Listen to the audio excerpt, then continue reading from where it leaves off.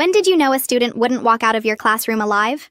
Samir fell out of his chair behind me and started clutching his nose as blood poured between his fingers. The entire class gasped as he tried to speak through the blood flowing down his chin. Something in my lunch. Then his eyes rolled back and he collapsed onto the floor. His body went limp and more blood pooled around his head from his nose. I dropped the marker and rushed to his side and yelled for someone to get help. Before I could check his pulse, a guy named Luca Olson jumped up from his seat in the back row. He pushed through the crowd of students and screamed, "Wait! Don't move him! I know what's wrong with him. I'll be back!" He sprinted out of the classroom before I could stop him. I called the office and told them to send the nurse immediately and call 911. Mrs. Schroeder arrived within minutes carrying her medical bag. She checked Samir's pulse and her face went pale. She announced his heartbeat was dangerously slow and getting weaker. Without hesitation, she pointed at Valerie, the captain of the swim team, and told her to start chest compressions to the beat of "Staying Alive." Valerie positioned herself and began compressions while the rest of the class formed a circle around them. Many were crying or holding each other. I kept checking the door for paramedics while Mrs. Schroeder monitored Samir's vital signs. After 2 minutes, she checked his breathing and shook her head. She tilted his head back and gave him 2 rescue breaths. His chest rose and fell, but he remained unresponsive. Valerie resumed compressions, sweat dripping down her face from the effort. The class watched helplessly as their classmates' lips turned blue, and his skin took on a grayish tone. Mrs. Schroeder pulled out a pen light and lifted Samir's eyelids one at a time. The left pupil contracted normally, but the right remained fixed and dilated.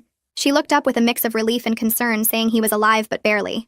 She instructed students to elevate his legs to keep blood flowing to his brain. 10 agonizing minutes passed before Luca burst back through the door. He was breathing hard and had garbage stains on his clothes from diving through trash cans. In his hands was a cafeteria tray with a half-eaten sandwich and apple core.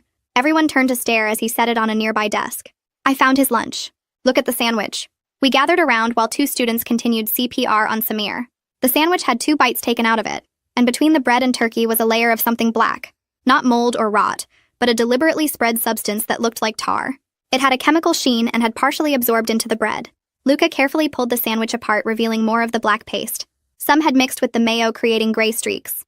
The smell was faintly chemical, making several students back away. Mrs. Schroeder grabbed it and immediately told everyone not to touch it before calling poison control.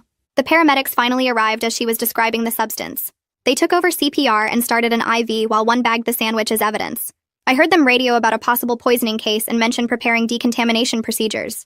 The whole class watched as they wheeled Samir out on a stretcher. Police arrived shortly after and sealed off Samir's desk. They interviewed students who'd been sitting nearby and took the rest of the lunch tray as evidence. Luca explained finding it in the cafeteria dumpster, after remembering Samir had thrown it away after only a few bites. As the officers questioned us, I noticed them paying special attention to who had access to Samir's lunch. They asked about his friends, enemies, and daily routine. The cafeteria would be shut down pending investigation, and all food service areas would be searched. This wasn't food poisoning or an allergic reaction. Detective Giles pulled me aside and showed me a text they'd found on Samir's phone from an unknown number sent that morning. "Enjoy your lunch today. Consider it payback for what you did to my sister." The detective explained they'd traced the number to a burner phone purchased with cash. But security footage from the store showed a young man in a hoodie who looked familiar. As she showed me the grainy image, I realized with growing horror that I recognized the build and posture. "Mrs. Branson," the detective said quietly, "we need to talk about Luca Olson. He found that sandwich awfully fast, didn't he?" I looked at the detective and felt my stomach twist into a knot because I'd been thinking the exact same thing. "I need to look at that footage again more carefully," I told her while rubbing my temples. She nodded and made a note on her pad before the principal's voice came over the intercom calling all faculty to the conference room immediately. I rushed down the hallway with other teachers and found Ronald Weber standing at the front of the room with his arms crossed. The principal stood beside him looking pale and kept checking his phone every few seconds. "Listen carefully," the principal said once everyone sat down. "Nobody talks to the media about what happened today." Ronald Weber stepped forward and pointed at each of us in turn. The school could face massive lawsuits if anyone says the wrong thing to reporters. He explained that all questions should go through his office and reminded us 3 times about liability issues. After the meeting ended, I caught Detective Giles in the hallway and pulled her aside near the water fountain. "That person in the hoodie buying the phone," I said quietly. "They had this specific slouch and head tilt I've seen before." She pulled out her notebook and asked me to write down everyone I could think of who moved that way. I started making a list but kept getting distracted by the image of that grainy security footage. That evening at home, I sat at my kitchen table staring at my laptop while my dinner got cold. My mind kept replaying the morning over and over like a broken record. Samir had thrown his lunch away so fast, way faster than normal. He usually sat there eating slowly while reading his chemistry textbook, but today he'd taken 2 bites and tossed the whole tray.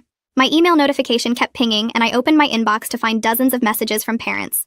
Some were angry and demanding answers about school safety while others were scared for their kids. A few mentioned hearing rumors about some girl at another school that Samir had supposedly hurt last year. One parent said her daughter was too scared to come to the school tomorrow.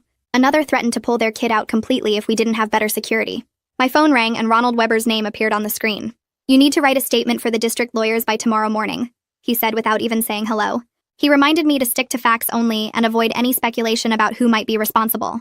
"Just the facts," he repeated. "Nothing about suspects or theories." He said it 3 more times before hanging up. I spent hours typing and deleting sentences, trying to describe what happened without saying too much. The next morning, I got to the school early and saw orange health department notices taped all over the cafeteria doors. Pia Melendez stood there arguing with 2 inspectors in white coats who kept shaking their heads. "My kitchen staff had nothing to do with this," she kept saying while waving her hands. The inspectors just wrote things on their clipboards and took photos of everything. I walked past them to my classroom and stopped in the doorway when I saw the yellow police tape around Samir's desk. The janitors hadn't been allowed to clean yet, and I could still smell that faint metallic scent of blood. My legs felt weak and I had to grab the doorframe to steady myself. The memory of him collapsing hit me all at once and I sank into my chair. Everything looked the same but felt completely different. The desks were still arranged in rows and my whiteboard still had yesterday's lesson half written. But that empty desk with the tape made the whole room feel wrong. Pia found me there an hour later and knocked softly on the doorframe. "Can we talk?" she asked, and came in without waiting for an answer. She explained that once students get their lunch trays and leave the serving line, nobody monitors them. "They could go anywhere in the building," she said while pacing back and forth. "Someone could have easily switched that sandwich between the cafeteria and your classroom." She showed me the layout of the building on her phone and pointed out all the blind spots. The hallway by the gym, the stairwell near the library, even the alcove by the water fountains. Any of those places would work for someone wanting to swap food without being seen. By lunchtime, word had spread through the whole school that Luca was questioned again by police. I saw students stepping aside when he walked down the hall and heard whispers following him everywhere. He knew exactly where to look, one girl said to her friend by the lockers. "Nobody finds evidence that fast unless they put it there," another student muttered. Luca kept his head down and walked faster, his shoulders hunched up around his ears. Some kids actually turned and went the other way when they saw him coming. The rumors were spreading faster than the truth, and I could see him breaking under the weight of everyone's suspicion. Even teachers were looking at him differently now, their eyes following him with doubt. Detective Giles found me after school and pulled out her phone to show me another photo from the store's security camera. This one was clearer and taken from outside when the person was leaving. She pointed at the navy hoodie and asked if I recognized it. My stomach sank when I saw our school mascot printed on the back. Half the kids at our school owned that exact same hoodie from the school store. The detective watched my face and nodded like she already knew what I was thinking. She put her phone away and said she'd be checking with the school store for purchase records. Students kept coming up to me in the hallway between classes asking if Samir was going to be okay. I could only shake my head and tell them I didn't know anything. The administration had sent out an email that morning telling all staff not to share any medical updates about Samir, even if we somehow got them. Parents were calling the school nonstop, and Ronald had his secretary screening everything. During lunch, a student named Adriel showed me his phone with a screenshot from some group chat. The messages were from last semester, and they were talking about Samir paying someone to keep quiet about something. The texts were vague, but one person mentioned that whatever Samir did was bad enough to get him expelled if it came out. Adriel said he got it from his girlfriend who got it from someone else, so nobody knew who originally sent it. I took a photo of his screen before he walked away. Ronald Weber called me to his office right after 6th period and closed the door behind me. He sat behind his desk and folded his hands while telling me the school's reputation was at stake. He kept repeating that containing this situation had to be our top priority. Then he leaned forward and asked if I'd noticed any teachers or staff members acting strangely lately. I told him everyone was acting strange because a student almost died in my classroom. He didn't like that answer and reminded me that my contract was up for renewal next year. I left his office feeling sick. On my way to the parking lot, I ran into Luca by the gym doors. He looked exhausted with dark circles under his eyes and his shoulders slumped. He stopped when he saw me and said he hadn't slept since yesterday. He explained again that he only ran for the lunch tray because he saw Samir's reaction and remembered seeing him throw something away during lunch. He said people were calling him a killer online, and his parents were thinking about pulling him out of school. I wanted to say something helpful but couldn't think of anything that wouldn't sound empty. When I got home, I found an email from Pia with a staff memo attached. The memo showed that the cafeteria's back door had been propped open during lunch for a delivery that was running late. She'd highlighted the part that said the door was unsupervised for almost 40 minutes. That meant someone from outside could have walked in without going through the main entrance or being seen by the security cameras. She'd added a note at the bottom asking me to call her when I could. During my free period the next day, I stayed in my empty classroom and spread out the seating chart on my desk. I started marking where everyone sat and realized there were several blind spots where someone could have messed with Samir's stuff. The trash can was positioned right next to his row, and if someone crouched down there, they'd be hidden from most of the class. His backpack would have been on the floor right there too. The more I looked at it, the more places I found where someone could have switched his sandwich without being noticed. My phone rang that afternoon and Detective Giles's number showed up. She told me Samir was still in the ICU but stable for now. The doctors were monitoring his heart and running more tests. She said his family didn't want any visitors and had asked for complete privacy during this time. She also mentioned that the lab results were coming in soon, and she'd update me when she knew more. 2 days later, she called again with the lab report. The black substance contained petroleum-based compounds mixed with crushed prescription medications. She listed off the chemicals they found and said this wasn't some random prank or accident. Someone had deliberately mixed these substances knowing they would cause serious harm. The combination was designed to be absorbed quickly through the stomach lining. She said they were treating this as attempted murder now. I met with Pia in her office behind the cafeteria that Friday. She had a clipboard with lists of names and was going through them one by one. She showed me everyone who had access to cleaning supplies and solvents near the food service areas. The list included maintenance staff, delivery drivers, and about a dozen student workers who helped during lunch. Requested Reads is on Spotify now. Check out link in the description or comments. She'd already given copies to the police but wanted me to look in case any names stood out. One section showed temporary workers and delivery people who weren't regular employees. She said those were the hardest to track because they came and went without much oversight. After looking through the list for 20 minutes, the counselor knocked on Pia's door and asked to speak with me privately. We walked to her small office down the hall where she closed the door and pulled out a thick folder from her locked cabinet. She flipped through several pages before stopping at a document with Samir's name at the top and told me there was something I needed to know about last semester. A female student from another school had filed a complaint against him after a party, but the case was dropped when no one could prove what happened. The girl's parents were furious and kept calling the school demanding action, even though there wasn't enough evidence to do anything. She said the family had been extremely upset about the whole situation. I left her office feeling sick and headed to find Luca, who was sitting alone in the library staring at his phone. When I sat down across from him, he looked up with red eyes and immediately started talking about the security footage Detective Giles had shown him. He admitted he owned the exact same navy hoodie that the person was wearing in the store video.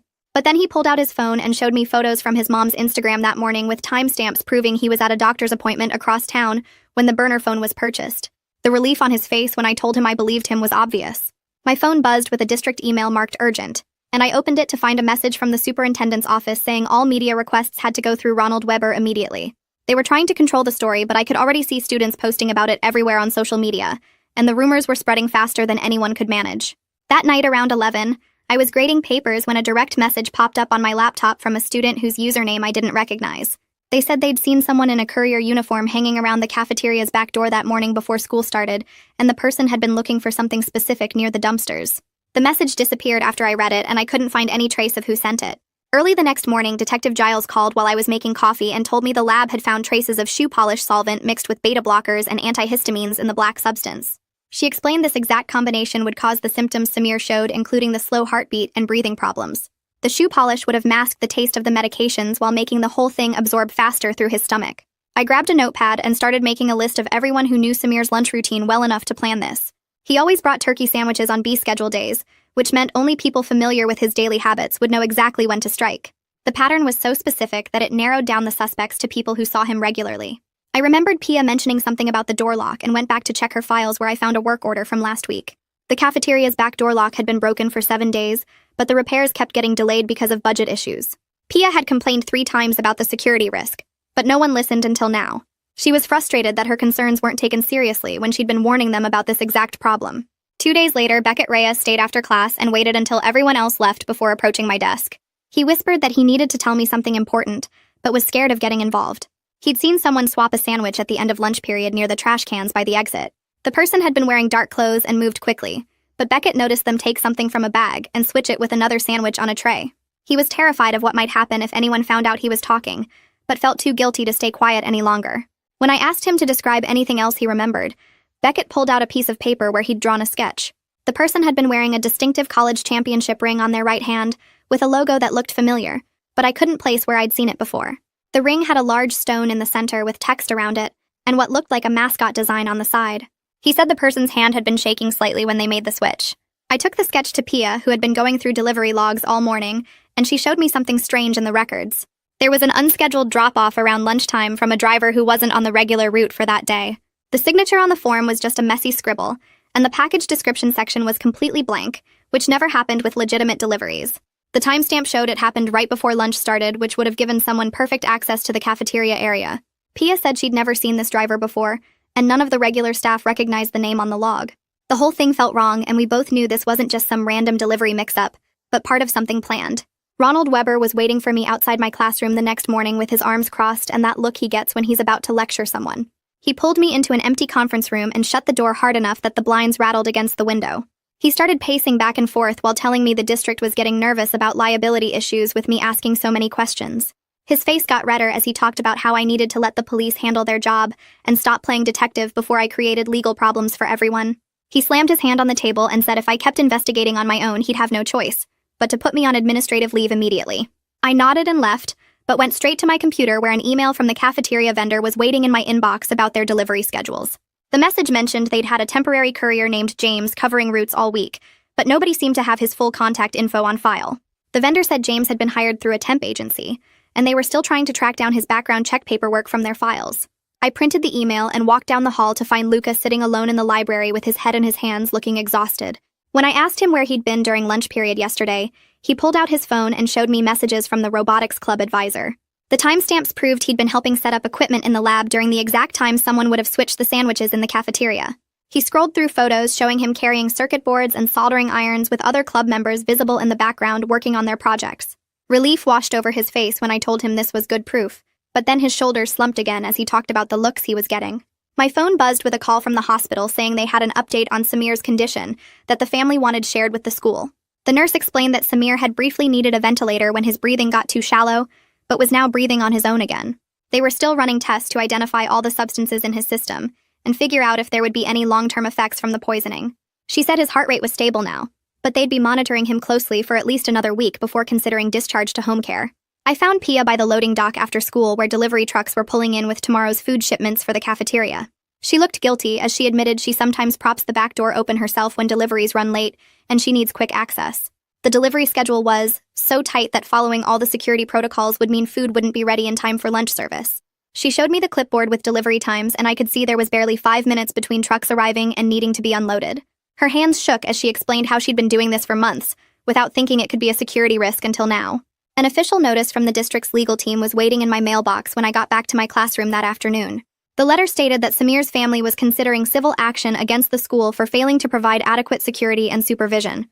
Everyone was instructed to preserve all documents and communications related to the incident, including emails, notes, and any informal conversations about the poisoning.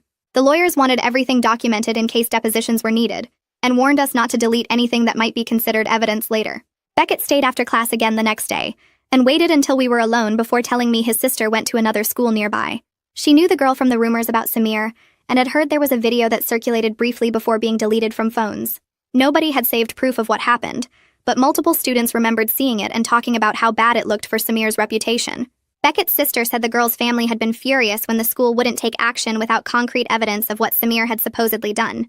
Detective Giles called that evening to share that their analysis of the hoodie buyer's walk from the security footage was inconclusive after all. The height and build could match multiple students at our school, or even a young staff member who might have access to the building. She sounded frustrated as she explained how the person had kept their head down and walked in a way that made identification nearly impossible. The tech team had tried enhancing the footage, but the quality was too poor to get any distinguishing features beyond general body type and gait. Luca showed up at my classroom door after school looking worse than I'd ever seen him, with dark circles under his eyes and unwashed hair. He broke down crying as he talked about how everyone assumed he was guilty just because he'd found the evidence so quickly. His voice cracked when he said he was just trying to help, and now his college applications might be ruined by being associated with this. Other students were avoiding him in the halls, and someone had written poisoner on his locker in permanent marker that maintenance couldn't fully remove. He showed me screenshots of messages calling him a wannabe killer and saying he should be expelled even without proof of guilt. The lab finally sent their full report confirming the presence of propranolol at dangerous levels mixed into the black substance on the sandwich. The amount was definitely enough to cause severe cardiac symptoms, and could have been fatal if medical help hadn't arrived when it did. I pulled Detective Giles aside after reading the lab report and pointed out that whoever did this had to get the sandwich to Samir somehow. She nodded and said they were already pulling traffic cam footage from all the delivery trucks that came near the school that morning. The tech team was going through hours of video looking for any courier vans or trucks that stopped near our building between 7 and noon. She showed me printouts of vehicle plates they'd captured so far and asked if any looked familiar from my morning arrival. I recognized a few regular delivery companies, but nothing stood out as unusual. She made notes about each one I remembered seeing before and said they'd cross-reference with the company's official routes for that day. 2 days later, she called with news that made my stomach drop. A contractor's employee roster from a local courier service showed they'd hired someone named James Hartley just 2 weeks ago for temporary delivery routes around our district.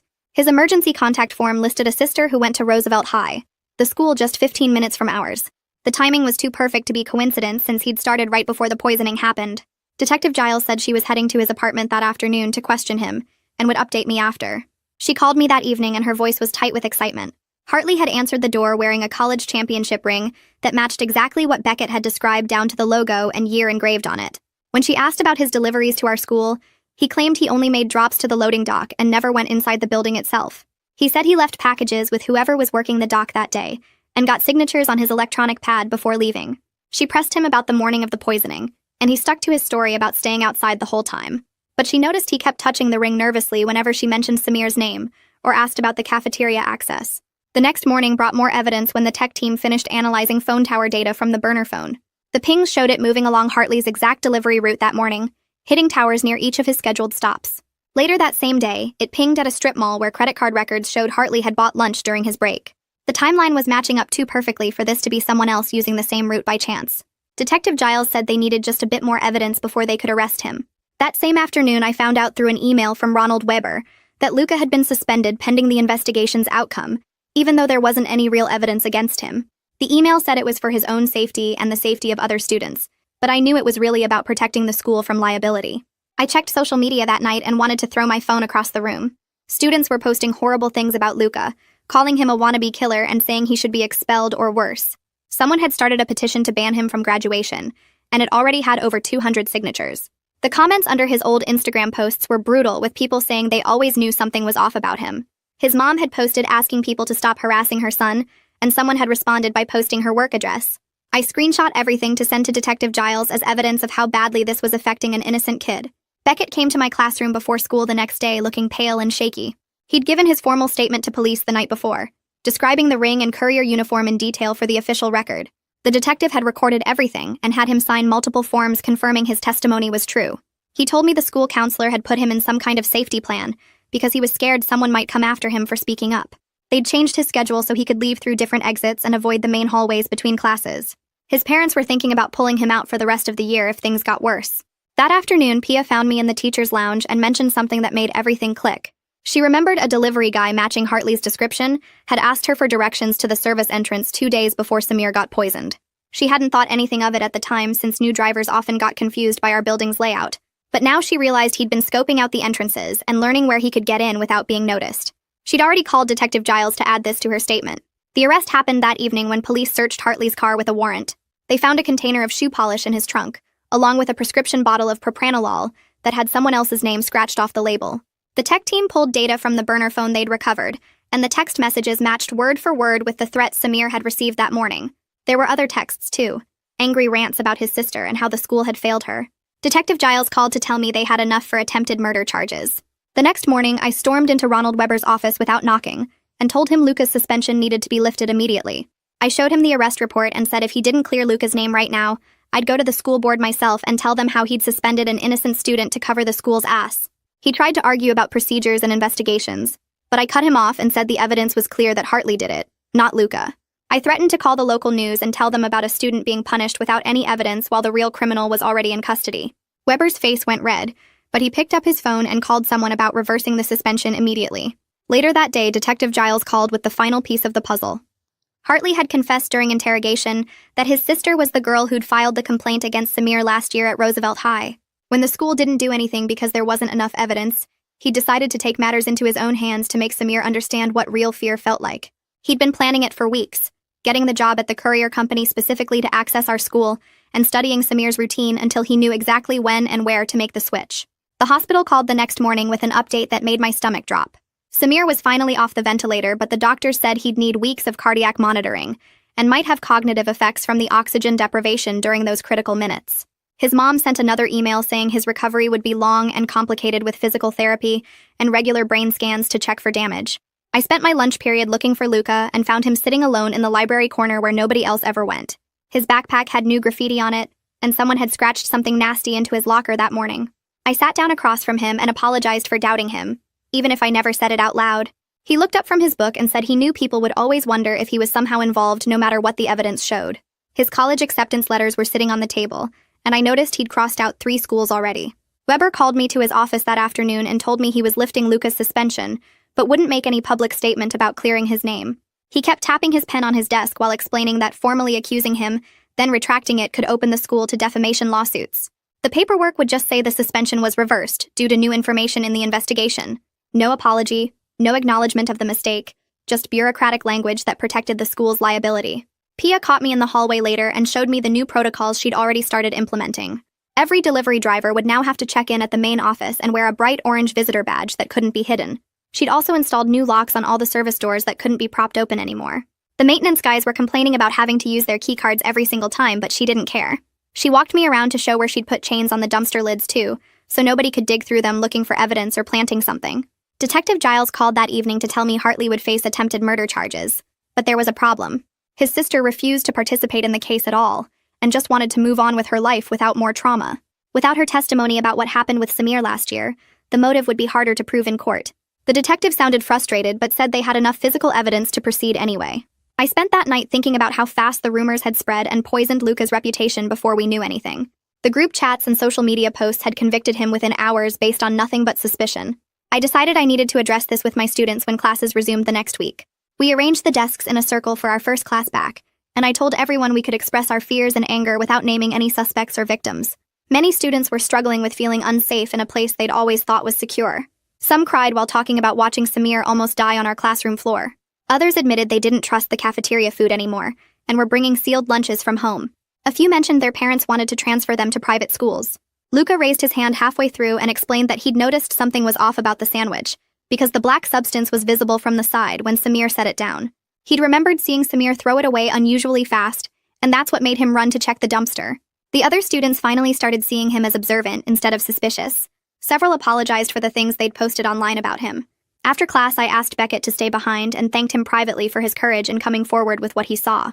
His hands were shaking less now, but he still looked over his shoulder constantly. The counselor had arranged for him to have extra support sessions without making him feel singled out from other students. His parents had decided not to pull him from the school after all since Hartley was in custody. Pia gave me a tour that afternoon of all the new safety measures she'd rushed to install. Door alarms would sound if any service entrance was held open more than 30 seconds. Security cameras now covered every blind spot in the cafeteria and loading areas. She'd mapped out every possible entry point and made sure each one was monitored or secured. She showed me the new sign-in system for all food deliveries with photographs of each driver and timestamps for every entrance and exit. The metal detectors at the main entrance were being upgraded too. It was reassuring to see all these changes, but sad that it took Samir nearly dying to get the district to approve the funding. Parents were still calling demanding more information, and the school board had scheduled 3 emergency meetings already. Everyone wanted someone to blame beyond just Hartley, like the system itself had failed to protect students. The truth was they were right, but nobody wanted to admit how many warning signs we'd missed. Ronald sent out an email that afternoon with the subject line, "Important Safety Update," that basically said nothing. He used words like enhanced protocols and comprehensive review without mentioning the poisoning or James or anything real. I read it 3 times trying to find actual information, but it was all empty corporate language designed to avoid lawsuits. The other teachers were passing copies around in the break room and shaking their heads at how useless it was. Parents started calling the school within minutes, demanding real answers, but the office staff could only repeat the same vague talking points Ronald had given them. That evening, I found an email from an address I didn't recognize in my inbox. When I opened it, I saw it was from Samir's mother thanking me for calling 911 so fast and staying with him until help arrived. She wrote that the doctors said those first few minutes made the difference between him surviving or not. She didn't ask any questions about what happened or mention the investigation or anything about James. Just a simple thank you that made me cry at my desk. The next morning, our class decided to do something for Mrs. Schroeder since she'd basically saved Samir's life with her quick medical response. Someone suggested a poster and everyone got excited about the idea. We spent the whole period working on it with students drawing hearts and writing messages about how brave she was. Even the kids who usually sat in the back and never participated were adding their signatures and little drawings. I carried the poster to her office after school and knocked on her door. She was sitting at her desk surrounded by medical journals and looked tired. When she saw the poster, her eyes got watery and she stood up to look at all the signatures. We didn't say much, but stood there for a minute, both thinking about that awful morning when Samir almost died on our classroom floor. 3 months passed before Samir came back to the school. I saw him walking down the hallway with a small device attached to his chest under his shirt. The cardiac monitor beeped occasionally, and he had to leave class early twice a week for medical appointments. Students gave him space without making it weird, and teachers didn't call on him unless he raised his hand. Slowly, things started feeling less tense, and people stopped whispering when he walked by. His friends sat with him at lunch again, and I even heard him laughing in the hallway one afternoon. Luca found me after school one day holding an acceptance letter from the engineering program he'd been dreaming about since freshman year. He told me the whole experience with the investigation taught him to document everything and always stand up for what's right even when people doubt you. Most of the students had stopped treating him like a suspect, and some even told him they respected how fast he'd acted that day. His reputation wasn't completely fixed, but it was getting better week by week. Beckett had changed too since giving his testimony to the police. He walked with more confidence and stopped looking over his shoulder all the time. When Pia announced she was starting a student safety committee to help prevent future incidents, Beckett was the first to sign up. He told me he wanted to make sure no other student had to witness what he saw or be afraid to speak up about something wrong. The committee met every Tuesday and worked on proposals for better security cameras and emergency procedures. News came through the district email that James had accepted a plea deal for 10 years with the possibility of parole in 6. The prosecutor had wanted to go to trial, but James's lawyer convinced him to take the deal to avoid a longer sentence. His sister had already transferred to online school to escape all the attention and gossip about her brother being a poisoner. The detective told me privately that the sister still refused to talk about what happened with Samir the year before and just wanted to disappear. At least the cycle of revenge had finally stopped, even if the damage couldn't be undone. 6 months after that terrifying morning when Samir collapsed, our class had found its rhythm again. The new safety measures were just part of daily life now, with everyone signing in at the office and the sealed food containers in the cafeteria. Students had formed stronger friendships after going through something so scary together. Teachers checked on each other more, and parents actually showed up to PTA meetings. We'd learned the hard way that protecting each other mattered more than gossip or old grudges. The metal detectors and security cameras couldn't prevent everything, but at least people were paying attention now. Samir was back to getting good grades, and Luca was preparing for college.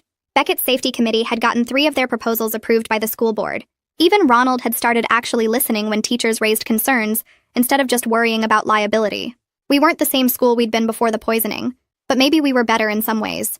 We'd survived something terrible and come out knowing that looking out for each other wasn't just nice to do, but necessary for everyone's survival. That's where we'll close today. Thanks for being here. It honestly makes these stories so much more meaningful. Subscribe and let's keep the good vibes going.